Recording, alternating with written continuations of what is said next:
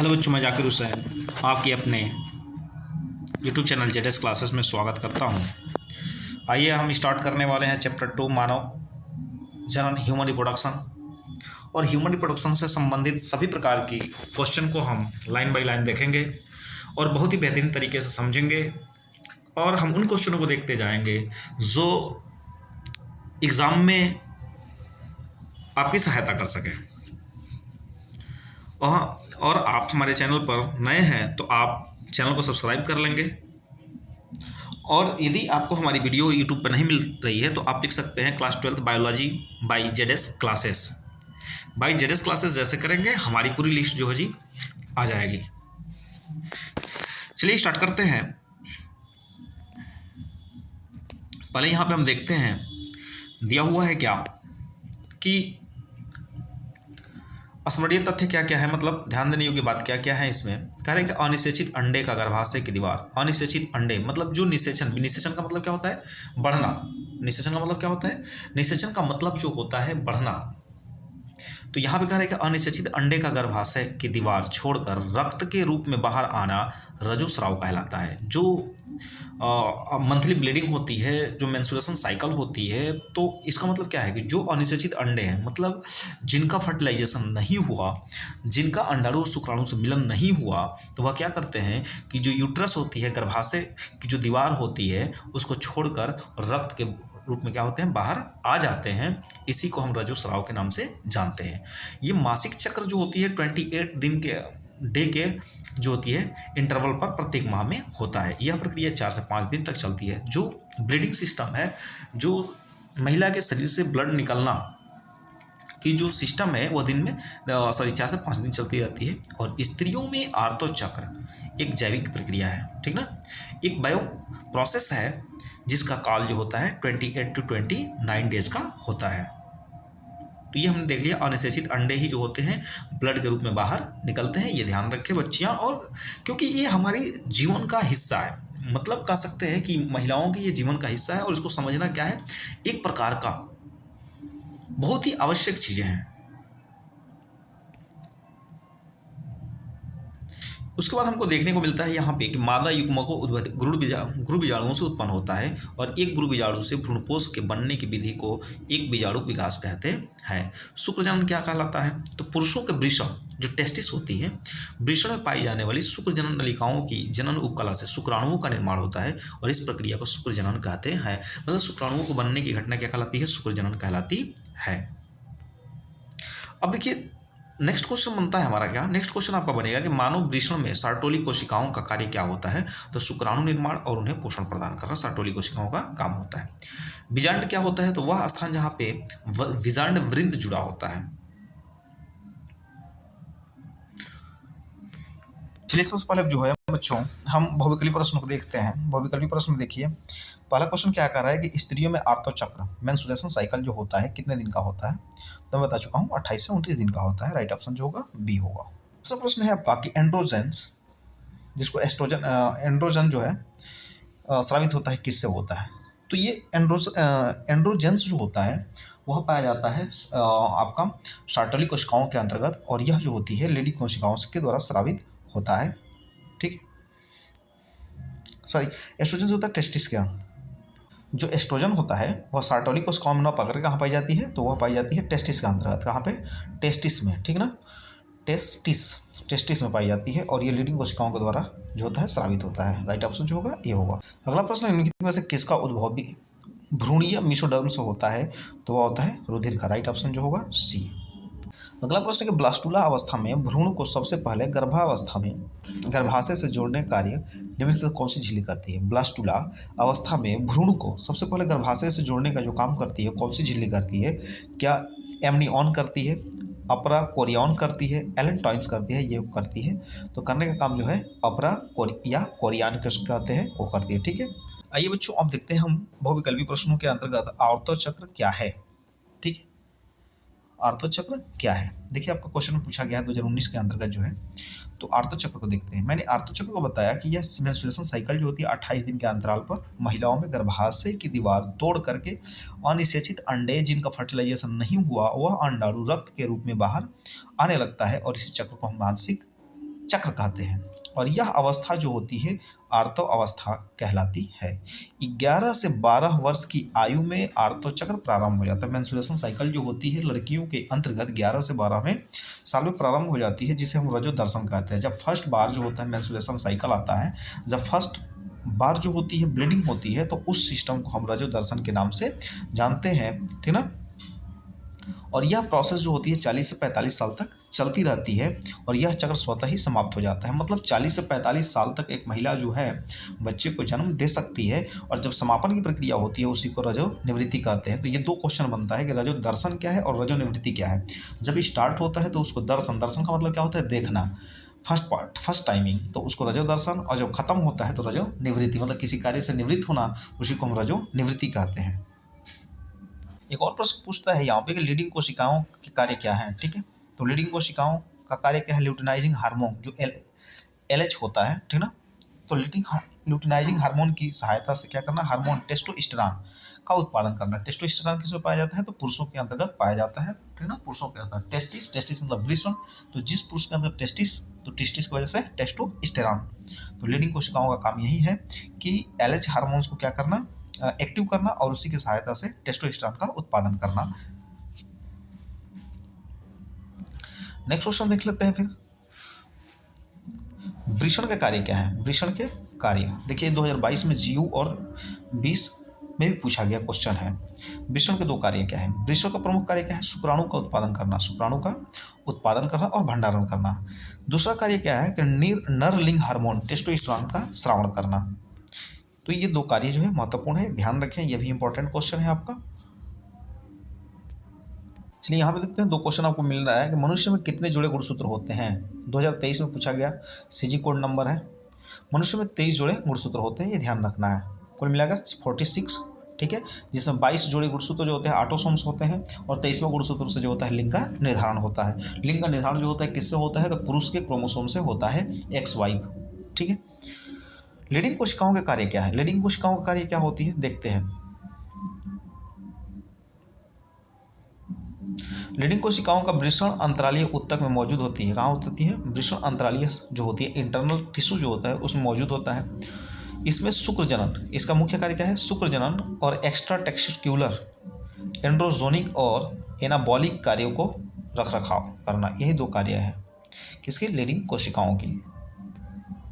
देखिए next question है हमारा यहाँ पे कि मानव के स्त्री जनन तंत्र का नामांकित चित्र बनाइए, और 2022 के GR कोड वाले में पूछा गया है, ठीक है ना। मानव के स्त्री जनन का नामांकित चित्र देखिए, आप जो ये चित्र जरूर बनाएंगे और उसका नाम भी लिखना होगा।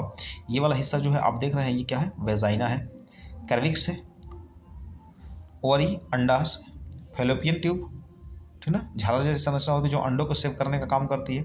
फैलोपियन ट्यूब है, यही नली है जहाँ पे क्या होता है आपका, फैलोपियन ट्यूब के अंतर्गत जो होती है अंडा जो होता है, इस फैलोपियन ट्यूब से निकल करके, फनल ऑफ फैलोपियन ट्यूब से निकल करके आ करके यहाँ पे क्या करता है, इसका वेट करता है, किसका, तो जो शुक्राणु होता है। उसके बाद यहाँ पे देख रहे हैं ओवरी अंडाशय है, ठीक है ना, और यूट्रस, ये क्या हिस्सा क्या है, गर्भाशय है। जब क्या होता है कि जब यहाँ पे मान के चलिए कि जब यहाँ पे अंडाशय जो होता है, यहाँ पे अंडाशय निकल करके आ जाता है, और यहाँ पे जो है इसको शुक्राणु नहीं मिलता है, तो यही अंडा जो है आता है अनिषेचित अंडा, और आ करके ये गर्भाशय की दीवारों को क्या करता है, तोड़ करके बाहर निकलता है, यहीं से ब्लीडिंग सिस्टम होती है। यहाँ पे मैं जो भी क्वेश्चन कराऊंगा कहीं ना कहीं एग्जाम में आया होगा। देखिए यहाँ पे करें सार्टोली कोशिकाओं पर टिप्पणी कीजिए। सार्टोली कोशिकाएं, देखिए शुक्र नलिकाओं में शुक्र जननीय कोशिकाएं होती हैं जो किसका निर्माण करती है, शुक्राणुओं का निर्माण करती है, और अवलंबन कोशिकाएं या सर्टोली कोशिकाएं कहलाती हैं। मतलब जो कोशिकाएं शरीर के, मनुष्य के अंतर्गत, जो कोशिकाएं पुरुषों के अंतर्गत जो होती है शुक्र नलिकाओं में शुक्र जननीय कोशिकाओं का निर्माण करती है, या हम कह सकते हैं कि जो सर्टोली कोशिकाएं जो कोशिकाएं शुक्राणु बनाती है उस कोशिका को हम सर्टोली कोशिका के नाम से जानते हैं, और जो शुक्राणु कोशिकाओं को पोषण प्रदान करती है और उपस्थित रहती है, उन नलिकाओं के बीच बचाव लीडिंग कोशिकाएं उपस्थित होती है, या सर्टोली कोशिकाएं जो होती है कहते हैं। और सर्टोली कोशिकाएं जो होती है, लीडिंग कोशिकाएं, वो हार्मोन का स्रावण करती है। तो सर्टोली कोशिका क्या है समझ गए होंगे, जो शुक्राणुओं का निर्माण करती है तथा अवलंबन कोशिका का काम करती है।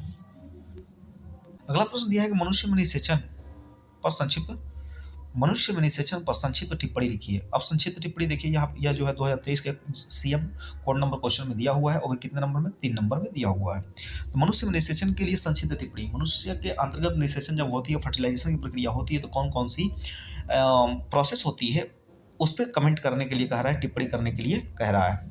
देखिए निषेचन की क्रिया, सबसे पहले बात करते हैं हम किसकी, निषेचन प्रोसेस की बात करते हैं। देखिए मनुष्य के जीवन चक्र में प्रत्यक्ष भ्रूणीय विकास होता है। कौन सा विकास होता है, भ्रूण का विकास होता है। और जब भ्रूण का विकास होता है तो माता के गर्भाशय में होता है। भ्रूण का विकास कहाँ होता है मनुष्य का, माता के गर्भाशय में, माता के यूट्रस में, मदर जो यूट्रस होता है उसमें होता है। मनुष्य के भ्रूणीय विकास का प्रारंभ निषेचन से होता है। किससे होता है, फर्टिलाइजेशन की प्रोसेस होती है। निषेचन कब होगा, जब माता पिता के जो शुक्राणु और अंडाणु होंगे मिलेंगे, मिलने के बाद जो होती फर्टिलाइजेशन होगी, ठीक ना। उस कंडीशन में जो होता है निषेचन का मतलब होता है धीरे धीरे वृद्धि करना। देखिए मनुष्य के अंतर्गत निषेचन जो होती है फैलोपियन नलिका में होती है। मनुष्य के अंतर्गत जो मनुष्य में निषेचन की प्रोसेस होती है वो फैलोपियन नलिका में होती है। और इस क्रिया में फैलोपियन नलिका में मैथुन के समय पुरुष द्वारा छोड़े गए जो मैथुन होता है, जो संभोग होता है, इंटरकोर्स होता है, जो रिलेशनशिप होता है, उस रिलेशनशिप के समय पुरुष द्वारा छोड़े हुए वीर्य में उपस्थित शुक्राणुओं में से अगुणित अंडाणु से समेकित हो जाते हैं। अगुणित जो बिना अगुणित होते हैं, मतलब n या 2n के रूप में होते हैं, तो अगुणित हो जाता है और एक द्विगुणित रचना युग्मज बना देता है, जाइगोट का निर्माण कर लेता है। और समेकन की इस क्रिया को हम निषेचन के नाम से जानते हैं। मैंने कहा कि जब इंटरकोर्स की प्रोसेस होती है, इंटरकोर्स के दौरान जो पुरुष के पेनिस से जो स्पर्म निकलता है, वीर्य निकलता है, उस शुक्राणुओं से अगुणित अंडाणु जो होते हैं निषेचन कर लेते हैं, क्रिया कर लेते हैं, और इस घटना को हम क्या कहते हैं, निषेचन के नाम से जानते हैं। देखिए जो निषेचन की प्रोसेस होती है, जो फर्टिलाइजेशन की प्रक्रिया होती है, निषेचन की क्रिया में मादा युग्मक अंडाणु पूर्ण रूप से में, किंतु नर युग्मक अर्थात शुक्राणु का केवल केंद्र ही भाग लेता है। मैथुन से निषेचन तक की वास्तविक क्रिया निम्नलिखित चरण है। देखिए मैथुन से लेकर निषेचन तक पहले क्या होगा, शुक्राणु का अंडाणु की ओर पहुंचना। शुक्राणु जो होगा, जो स्पर्म होगा, वह तेजी से भागेगा, क्योंकि जब इंटरकोर्स या रिलेशनशिप की प्रोसेस होगी, तो जब स्खलन की प्रक्रिया होगी, जो स्पर्म निकलेगा वह स्पर्म जो है तेजी से क्या होगा, गर्भाशय के अंतर्गत भागता है। और भागता है किधर, अंडाणु की तरफ भागता है, मतलब दोनों तरफ भागेगा। फैलोपियन ट्यूब जो होती है नलिका, तो दोनों तरफ पाई जाती है, दोनों तरफ भागता है। लेकिन अब क्या होगा कि मेंस्ट्रुएशन साइकिल किस साइड से हो रहा है, उस साइड में तेजी से भागेगा दोनों तरफ, और जिधर से अंडाणु की ओर पहुंच जाएगा। उसके बाद समूहन की प्रक्रिया होती है। कौन सी प्रोसेस होती है, तो समूहन प्रोसेस होगा। उसके बाद संधारण होगा। उसके बाद शुक्राणु का शुक्राणु जो होगा अंडाणु का क्या करेगा, भेदन करेगा। जब अंडाणु के पास पहुंच जाएगा तो उसको भेदने का काम करता है। और क्या करता है, अंडाणु का सक्रियण करता है, और शुक्राणु तथा अंडाणु के केंद्रक का संलयन कर तब होता है। ठीक है। अब देखिए प्लेसेंटा क्या होता है, बहुत ही बार क्वेश्चन पूछा गया। यहाँ पे आप देख रहे हैं कि 2022 में GOGPGR प्लेसेंटा क्या है। प्लेसेंटा देखिए हम वर्ड को नहीं जानते हैं बच्चों, प्लेसेंटा क्या है कि आप वर्ड को नहीं जानते, हालांकि प्लेसेंटा के बारे में बहुत अच्छी तरीके से जानते हैं कि प्लेसेंटा होता क्या है। चलिए देखते हैं। तो प्लेसेंटा जो होता है, जो बच्चा जब जन्म लेता है, और जब वो नर्स जो होती है उसकी जो नली होती है, नली का मतलब हम कह सकते हैं कि जो नाड़ा जिसको बोलते हैं काटती है, वही क्या होता है, प्लेसेंटा होता है। तो प्लेसेंटा को हम देखते हैं। चलिए आइए स्टार्ट करते हैं। प्लेसेंटा होता क्या है।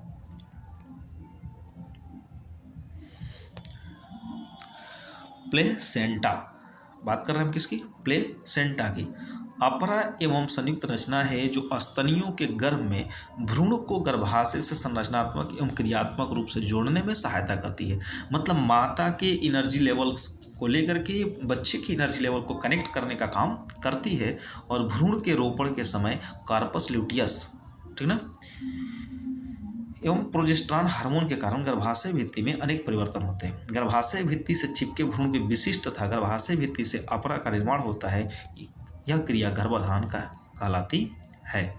तो प्लेसेंटा का काम क्या है कि माता और बच्चे के बीच, ठीक ना, उनकी ऊर्जाओं का आदान प्रदान है, ठीक ना, कनेक्टिविटी बनाए रखने का काम है। अब यहाँ पे हम देखते हैं कि निम्नलिखित पर कैसे काम करता है। पहला क्या है, यहाँ पे आप देख सकते हैं कि भ्रूण का पोषण, अपरा, न्यूट्रिशन ऑफ इम्ब्रो।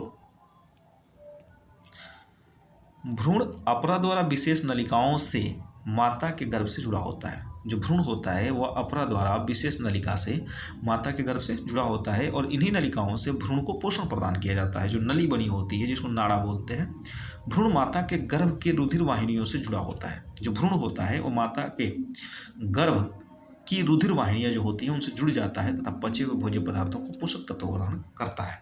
ठीक है, मतलब समझिए क्या है कि एक नाड़ा जो है, जो अपरा प्लेसेंटा जुड़ा हुआ है, जैसे कपड़े को पानी में भिगो देते हैं वैसे ही कपड़ा धीरे धीरे सोख करके ऊपरी हिस्से तक पहुंच जाता है, दूसरे छोर तक। वैसे ही प्लेसेंटा होता है जो धीरे धीरे ब्लड के अंतर्गत मिली हुई जो पोषक पदार्थ है उन पदार्थों को अपने तक पहुंचाने का काम करता है बच्चे तक।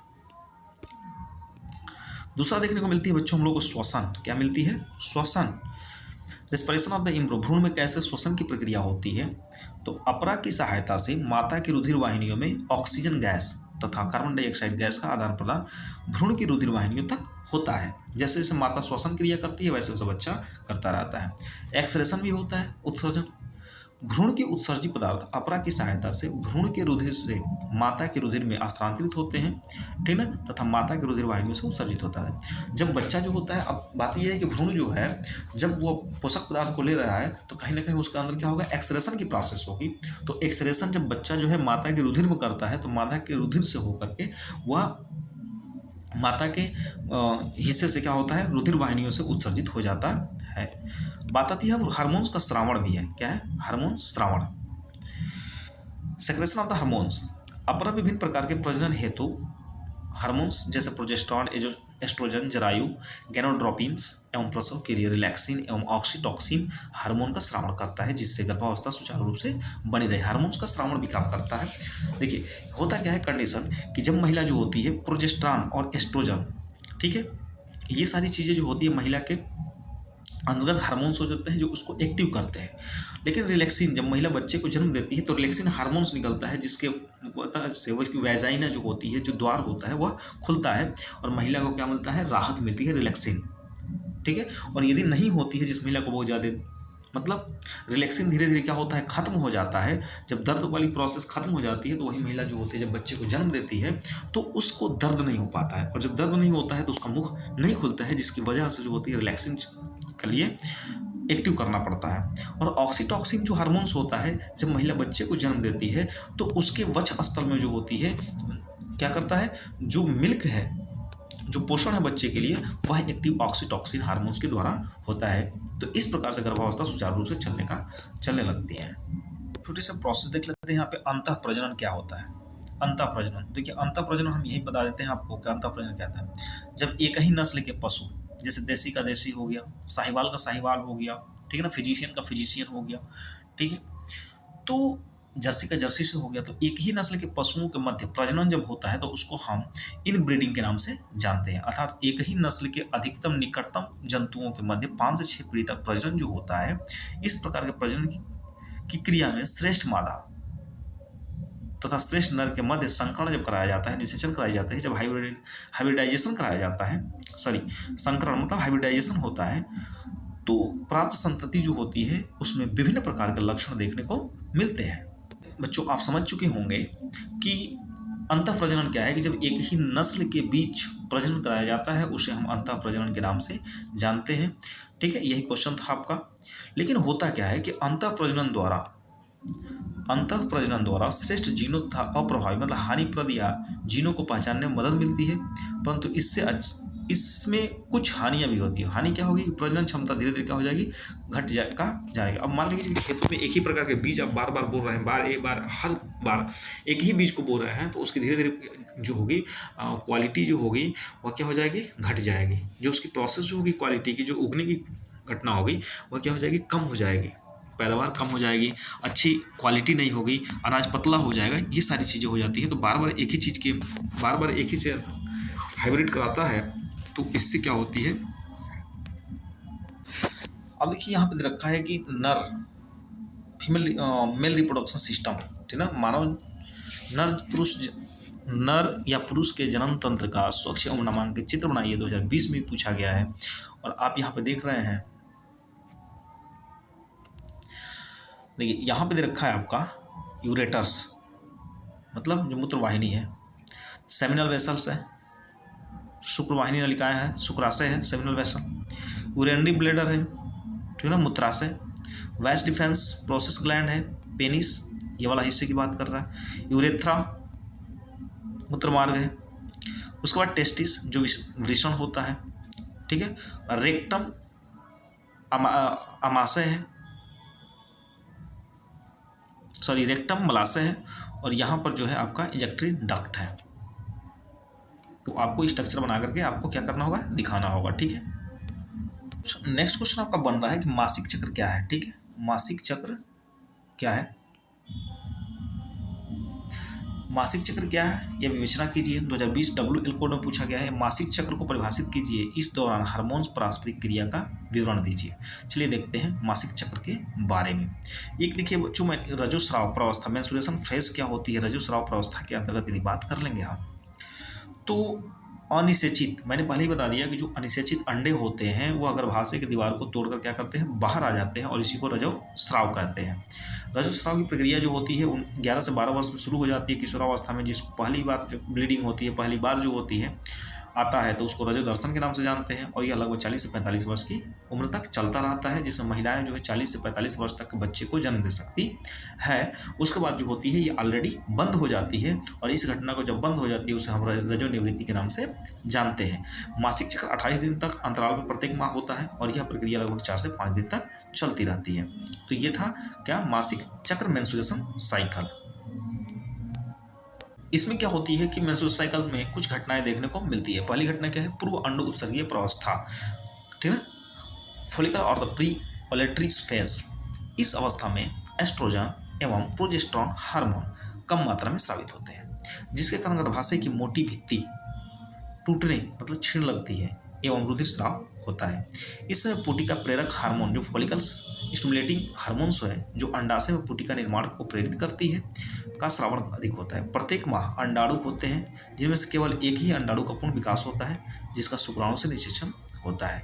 मतलब पूर्व अंड उत्सर्ग की घटना क्या होती है कि अंड उत्सर्ग से पहले की घटना यह होती है कि जो एस्ट्रोजन एवं प्रोजेस्टेरॉन हार्मोन महिला के अंतर्गत पाया जाता है वह कम श्रावण होता है, और श्रावण होने के कारण क्या होता है, गर्भाशय की जो दीवार होती है वो मोटी होती है और टूटने लगती है। धीरे धीरे मोटी होगी तो जैसे मान लीजिए कोई चीज़ जैसे फोम है, फोम को आप क्या कर दिए, जैसे बिंदुदार जो फोम आती है उस फोम को लेकर के आपने क्या कर दिया, सजा दिया, दोनों तरफ ऐसे सजा दिया। अब क्या होगा कि धीरे धीरे दीवार मोटी होने लगी, तो अचानक से इसके अंतर्गत जो होगी कोई एक दाना निकालिएगा तो ये पूरा तरीके से क्या होगा, निकल जाएगा, पूरी तरीके से निकल जाएगा। वैसे ही सेम जो होती है ये महिलाओं के अंतर्गत देखने को मिलती है। और बहुत से अंडे होते हैं, लेकिन एक ही अंडा का पूर्ण विकास होता है, जिसे शुक्राणु से निषेचन होता है। बच्चों अंडो उत्सर्गीय अवस्था वॉलंटरी फेज के अंतर्गत इसका प्रारंभ क्या होता है, ल्यूटिनाइजिंग हार्मोन जो LH होता है, ठीक है, ल्यूटिनाइजिंग हार्मोन एक फॉलिकली स्टिमुलेटिंग हार्मोन के अधिक श्रावण के साथ प्रारंभ होता है। ल्यूटिनाइजिंग हार्मोन जो होता है अंडो उत्सर्ग को प्रेरित करता है। किसको प्रेरित करता है, तो अंडो उत्सर्ग का ल्यूटिनाइजिंग हार्मोन्स का कार्य क्या है, LH जो हार्मोन है उसका काम क्या है, अंडो उत्सर्ग को प्रेरित करना। और इस समय एस्ट्रोजन का श्रावण कम हो जाता है एवं प्रोजेस्टेरॉन का श्रावण बढ़ जाता है। क्यों बढ़ जाता है, क्योंकि अंडो उत्सर्ग को प्रेरित करता है कि बाहर निकलो, बाहर निकलो। और अंडो उत्सर्ग के बाद की अवस्था क्या होती है, चलिए देखते हैं। जब अंडो उत्सर्ग हो जाता है तो उस कंडीशन में क्या होता है कि इस समय ल्यूटिनाइजिंग हार्मोन जो होता है, LH हार्मोन्स जो होता है, वो फॉलिक स्टिमुलेटिंग हार्मोन का श्रावण कम हो जाता है, और टूटी हुई फॉलिकली जो अंडो उत्सर्ग के बाद बंद हो जाती है, ठीक है। अर्थात इस घटना में देखा जाए कि प्रोजेस्टेरॉन और एस्ट्रोजन के द्वारा श्रावण गर्भाशय भित्ति फिर से मोटी हो जाती है एवं निषेचन का मार्ग सुगम बन जाता है। और पढ़ने वाले हैं बच्चों हम लोग क्या, विस्तृत उत्तरीय प्रश्न 5 अंक का। इसमें दिया कि मादा के जन्म तंत्र का वर्णन कीजिए, ठीक है। मादा के जन्म तंत्र का वर्णन जो 2022 जियो कोड में आया हुआ है। मानव मादा जन्म तंत्र का स्वच्छ एवं नामांकित चित्र बनाइए, ये भी आया हुआ है कब, 2022 GQ कोड में। या उपयुक्त चित्र की सहायता से मानव मादा जन्म तंत्र का वर्णन कीजिए, या स्त्री जन्म तंत्र का आरेखीय चित्रण कीजिए जो 2023 में आया हुआ है। 2023 में ये भी आया है, महिला प्रजनन तंत्र को बनाइए, या स्त्री जन्म तंत्र की आंतरिक संरचना के बारे में बताया। देखिए स्त्री जन्म तंत्र का स्त्रियों में मुख्य जननांग मैं पहले ही बता चुका हूँ आपको, ये सारी चीज़ें आपको मैं बता चुका हूँ, फिर से देख लीजिए यहाँ पे हिस्सा क्या क्या है। तो इसके अंतर्गत देखा जाए तो आप देख सकते हैं ये वाला हिस्सा जो है आपका ovary, fallopian phenol tube, fallopian tube oviduct मतलब जहाँ निषेचन होता है, फैलोपियन ट्यूब प्रोडक्ट है, फिनल फैलोपियन ट्यूब है, ओवरी है, अंडा, ठीक ना, सर्विक्स एंड वेजाइना है। तो इसके बारे में हम एक एक करके पढ़ते हैं, चलिए देखते हैं। देखिए यहाँ पे दे रखा है आपका अंडाशय, ठीक है, ओवरी युग्मक निर्माण करना, अंडाशय जो है क्या है, युग्मक का निर्माण करना, अंडवाहिनियाँ ओविडक्ट्स जिसको नाम से कहते हैं, निषेचक स्थल कहते हैं, यूट्रस गर्भाशय जहाँ पे रोपण होता है, मतलब अंडाशय में युग्मक का निर्माण होता है, अंडवाहिनी में निषेचन स्थल होता है, निषेचन की प्रक्रिया होती है, योनि में क्या होता है, वेजाइना जिसको बोलते हैं, योनि में संयुग्मन होता है जहाँ पे मिलन होती है, रिलेशनशिप में आते हैं, और भग वल्वा होता है, ठीक ना, वल्वा भग सेफ होता है, ठीक ना, एक छोटा सा क्लिस्टोरस टाइप में छिद्र होता है जिसको हम क्या कहते हैं, भग के नाम से जानते हैं। आइए अब देखते हैं कि अंडाशय होता क्या है। यह एक जोड़ी अंडाकार बादाम की आकृति एवं श्वेत अंडाशय उदर गुहा में कशेरु दंड के दोनों ओर स्थित होता है। कशेरु दंड मतलब रीढ़ की हड्डी के दोनों तरफ जो होता है पाया जाता है।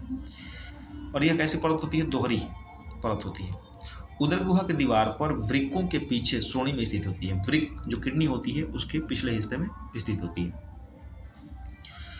और ऐसी झिल्ली जो प्रत्येक अंडाशय का गर्भाशय के साथ भी जोड़े रखती है। इन झिल्लियों में स्नायु में फैले रहते हैं और प्रत्येक अंडाशय लगभग 3 सेंटीमीटर लंबा, 2 सेंटीमीटर चौड़ा और 8 सेंटीमीटर क्या होता है, मोटा होता है। ये ध्यान रखना है कि जो भी अंडाशय होता है वह 3 सेंटीमीटर लंबा, 2 सेंटीमीटर चौड़ा तथा 8 सेंटीमीटर जो होता है मोटा होता है। ये ध्यान रखना है आपको कि जो मैं क्रम पढ़ा रहा हूँ इसी क्रम में नहीं होना चाहिए। अंडाशय के बारे में लिखना है, अंडाकार कैसा होता है, तो अंडाशय जो होता है अंडाकार होता है, कशेरु दंड के दोनों तरफ पीछे होता है, इसको किडनी जो होती है, किडनी ये पीछे होता है, और ये इसकी लंबाई चौड़ाई और मोटाई इतनी होती है। उसके बाद मैंने बताया आपको कि मोटा होता है। अंडाशय की बाह्य सतह पर छोटे छोटे गोलाकार व फफोले उभार आते हैं जो अंडाशय पुटिका या ग्राफियन पुटिका के नाम से जानते हैं। उसके बाद आती है अंडवाहिनी। अंडवाहिनी का काम क्या है, देखिए ओविडक्ट का मतलब क्या है, अंडवाहिनी मतलब युवा वाहिनी, अंडवाहिनी, हिंदवाहिनी जो भी है। तो वाहिनी का मतलब क्या हो जाए ना, लेने वाला है। तो अंडवाहिनी क्या है, जो अंडे को वहन करती है, ठीक ना। अब कहाँ करेगी, फैलोपियन नली में। तो जो अंडे को अंडाशय से निकाल करके फैलोपियन नली तक लाती है उसी को हम क्या कहते हैं, अंडवाहिनी कहते हैं। ये बस हो गया, आपको ज़्यादा लिखने की ज़रूरत नहीं है। उसके बाद गर्भाशय के अंतर्गत आते हैं। गर्भाशय क्या होता है, तो गर्भाशय देखिए क्या होती है, यूट्रस। गर्भाशय क्या होती है, तो यह लगभग 7.5 सेंटीमीटर लंबी, 5 सेंटीमीटर चौड़ी और 3 सेंटीमीटर मोटी होती है, जो मिसेंट्री तथा स्नायु द्वारा सधी होती है, शंक्वाकार होती है तथा इसका चौड़ा सिर ऊपर की ओर एवं सकरा सिर नीचे की ओर होता है। मतलब जो गर्भाशय है, यूट्रस जो होता है कुछ इस तरह का होता है, बना होता है, ठीक है। तो ये जो होता है चौड़ा होता है और सकरा जो होता है किधर होता है, नीचे की ओर होता है। ऊपरी गुंबद के आकार की होती है। चौड़ा भाग फंडस कहलाता है, मध्य का अधिकांश भाग काय तथा निचला भाग सकरा ग्रीवा कहते हैं, इसको ग्रीवा कहेंगे। ऊपर जो होता है निकला होता है, इसको हम क्या बोलते हैं, गुंबद के आकार का होता है। ज़्यादा आपको प्रेशर लेकर नहीं देखना है, ठीक ना। ग्रीवा का हिस्सा जो होता है किससे जुड़ा होता है, तो जो वेजाइना होती है, जो योनि होती है उसी के साथ क्या होता है, धसा रहता है, मतलब जुड़ा होता है। गर्भाशय की भित्ति मोटी, पेशीयुक्त तथा अंदर वलित होती है, मतलब फोल्डेड होती है। अब देखिए गर्भाशय एंडोमेट्रियम कहलाता है। मोटी भित्ति ही इसे गर्भधारण आदि के समय भली भांति फैलने देती है। ग्रीवा की श्लेष्म का स्रावी कोशिकाओं श्लेष्म का स्रावण करती है, ठीक है। यही सब चीज़ें हैं। आगे देखते हैं योनि क्या होती है। यह मध्य रेखा है मूत्राशय तथा मलाशय के मध्य स्थित होती है, ठीक है ना। यह मध्य रेखा जो होती है मलाशय तथा मूत्राशय के बीच स्थित होती है। पेशीयुक्त भित्ति 8 से 10 सेंटीमीटर लंबी व चौड़ी थैली जैसी संरचना होती है। जो संभोग होता है, इंटरकोर्स होता है, रिलेशनशिप होता है, रिलेशनशिप के समय यही शिशन को ग्रहण करती है, कौन, योनि, वेजाइना। तथा वीर्य का स्खलन भी योनि में ही होता है, वेजाइना के अंतर्गत ही होता है। और यही रजोधर्म, स्राव तथा प्रसव के मार्ग का भी कार्य करती है, कौन, वेजाइना। योनि का गर्भाशय की ओर वाला सकरा भाग चौपिका फॉर्निक्स कहलाता है। योनि दोनों टांगों के बीच स्थित, ठीक ना, मादा जनन छिद्र या भगद्वार से बाहर खुलती है, ठीक है। तो ये देख लेंगे। देखिए बच्चों एक और क्वेश्चन आपको मिलता है कि अंडाणु जनन एवं शुक्राणु जनन में अंतर क्या है। यहाँ पे है अंडाणु जनन, यहाँ पे है शुक्राणु जनन। देखिए अंडाणु जनन में देखा जाए तो यह मादा जननांग होता है, यह नर जननांग होता है, ठीक। नर जननांग के वृषण में और ये अंडाशय में होता है। दूसरी क्या है अंतर, 3 प्रअवस्थाओं के बाद अंडाणु का निर्माण होता है, 3 प्रस्थाओं के बाद शुक्राणु का निर्माण होता है।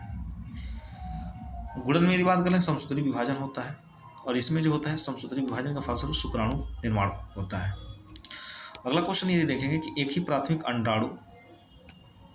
प्राथमिक शुक्राणु कोशिका से 4 अगुणित शुक्राणुओं का निर्माण करता है और यहाँ पे एक प्राथमिक अंडाणु कोशिका से एक अंडाणु तथा 3 ध्रुवीय अंडाणुओं का निर्माण करता है, जिसमें 3 जो अंडाणु होते हैं नष्ट हो जाते हैं और एक ही अंडाणु बचा होता है। क्वेश्चन मिलने वाला है, मनुष्य में नर जनन तंत्र का नामांकित चित्रों की सहायता से वर्णन करें या मनुष्य के नर जनन तंत्र का सचित्र वर्णन करें। या तो चित्र बनाना होगा या तो उसका वर्णन करना होगा। अब आपको आसानी किस में लगती है, आपके ऊपर डिपेंड करता है। देखिए सबसे पहले चलते हैं हम यहाँ पे कि देखिए कह रहा है कि मनुष्य में नर जनन अंग में एक जोड़ा वृषण होता है, एक जोड़ा टेस्टिस होता है, शुक्रवाहिका अन्य अंग होते हैं। मनुष्य में नर जनन तंत्र का निर्माण निम्नलिखित है। पहला है टेस्टिस। टेस्टिस क्या होता है, यह एक जोड़ी अंडाकार होता है जो 5 सेंटीमीटर लंबे और 2.5 सेंटीमीटर मोटे होते हैं। ठीक, कहाँ होता है तो उदर गुहा के बाहर वृषण कोश में स्थित होता है। कौन, टेस्टिस। वृषण के उदर गुहा के बाहर होने का कारण यह है कि शुक्राणु जो होता है उदर गुहा के अधिक तापमान से समाप्त नहीं होते हैं। प्रत्येक पिंडक में ढीले संयोजी उत्तक से बने शुक्रजनन नलिकाएं निकलती हैं और नलिकाओं के अंदर जनन एपिथेलियमी कोशिकाओं से शुक्राणुओं का निर्माण होता है।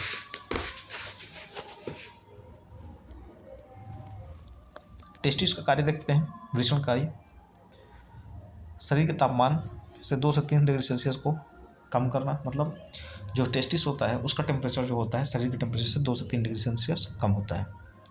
उसके बाद जिन शुक्राणुओं का निर्माण होता है, जिसमें शुक्राणु का निर्माण होता है, संरचनात्मक और क्रियात्मक इकाई शुक्रजनन नलिकाएं हैं। अब क्या होता है, एपिडर्मिस अधिवृषण।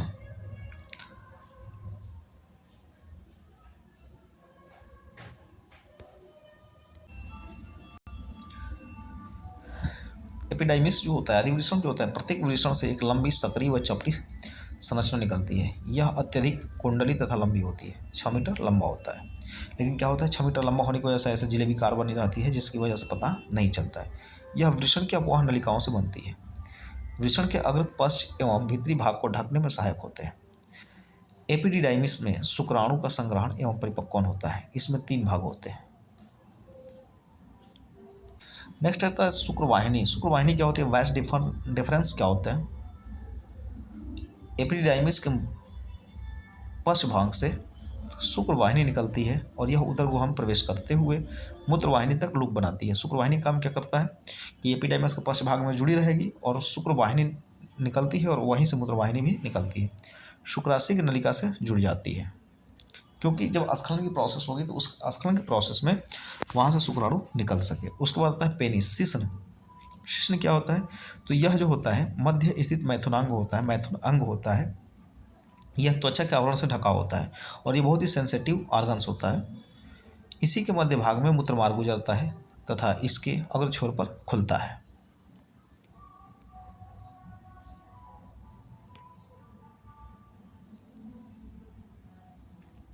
सहायक जनन ग्रंथि कौन सी है, इन सब चीज़ों को क्रियान्वित करने के लिए हार्मोन होते हैं। अब आता है कौन, प्रोस्टेट ग्रंथि। यह मूत्र मार्ग के आधार तल पर स्थित होता है। इससे स्रावित होने वाले तरल पदार्थ दुर्लभ क्षारीय होता है। ठीक है, फ्रक्टोज होता है। ठीक है, जो थाली निकलता है कैसा होता है, फ्रक्टोज होता है, जो मूत्र मार्ग की अम्लीयता को नष्ट करता है जिससे शुक्राणु सुरक्षित रहे। उसके बाद एक काउपस ग्रंथियाँ, मूत्र मार्ग के दाएं व बाएं स्थित एक जोड़ी ग्रंथियाँ होती हैं। ये ग्रंथियाँ मैथुन क्रिया से पहले एक चिकने क्षारीय द्रव का स्रावण करती है जो कि मूत्र मार्ग को अम्लीयता को समाप्त करते मैथुन क्रिया में सहायक होता है। क्योंकि पहले नली को साफ कर देती है जिससे शुक्राशय निकले तो उसको रुकावट पैदा न हो।